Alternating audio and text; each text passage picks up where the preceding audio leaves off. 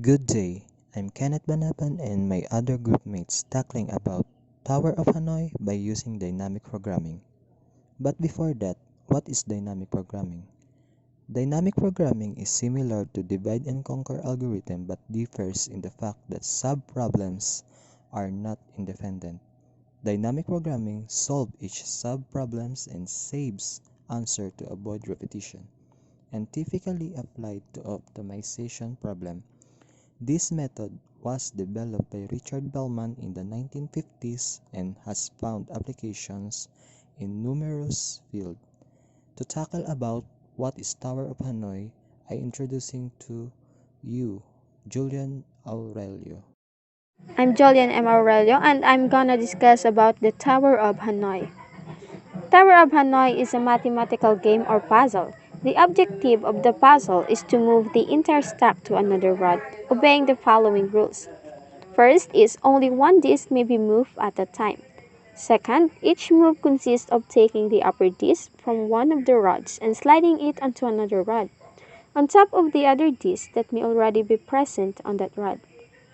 Third is no disc may be placed on top of a smaller disc. Good day, I'm Rafraf Gabino.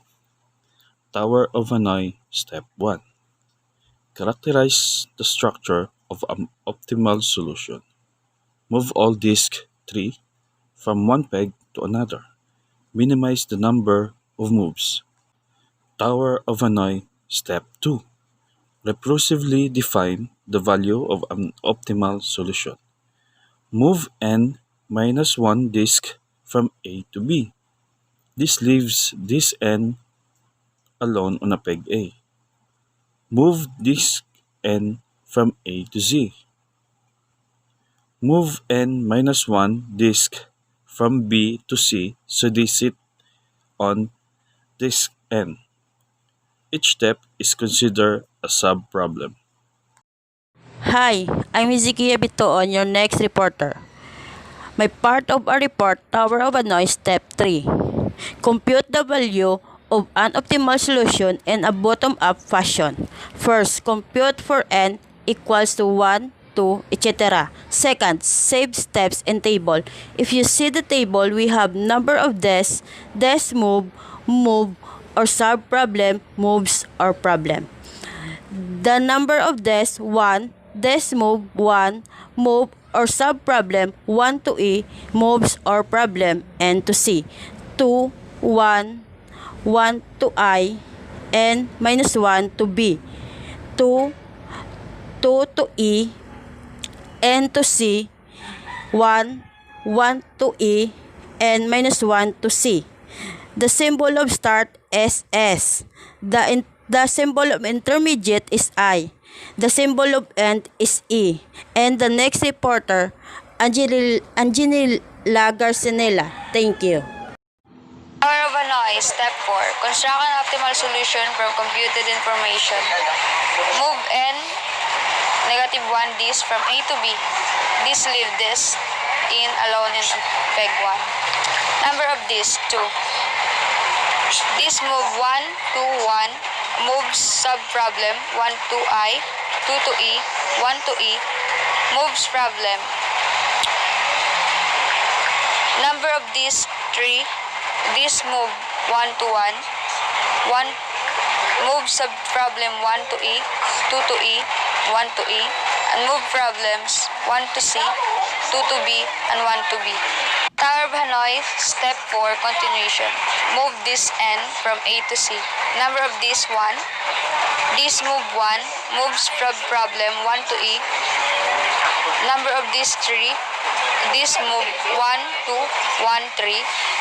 Move sub-problem 1 to I, 2 to E, 1 to E, 3 to E.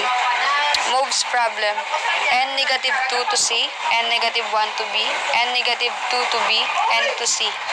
Tower of Hanoi, Step 4, Continuation. Move negative 1 disc from B to C so they sit on this in. Number of disc 2. This move 1 to 1. Move sub-problem 1 to I, 2 to E, 1 to E. Number of disc 3. This move 1 2, 1, 3, 1, 2, 1. Moves sub-problem 1 to I, 2 to E, 1 to E, 3 to E, 1 to I, 2 to E, and 1 to E. Moves problem n negative 2 to C, n negative 1 to B, n negative 2 to B, n to C, n negative 2 to A, n negative 1 to C, n negative 2 to C. Good day everyone, my name is Sean Kirby Cordova. For this is the continuation of Tower of Hanoi puzzle with n disk can be solved in minimum 2n minus 1 steps. This presentation shows that a puzzle with 3 disks that has taken 2/3 minus 1 is equal to 7 steps. For the algorithm.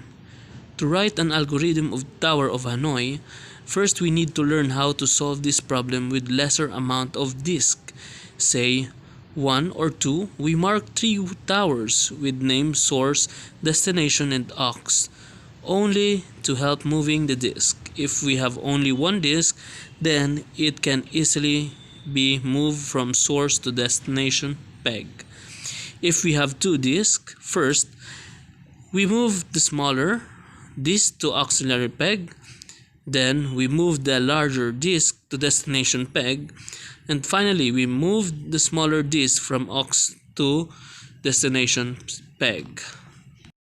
And I have a picture of source, destination, and auxiliary.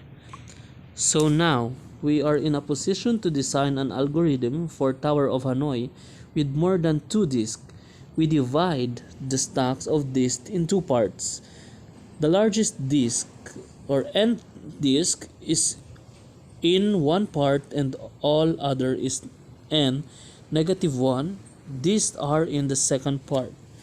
Our ultimate aim is to move disk n from source to destination and then put all other n1 disks onto it.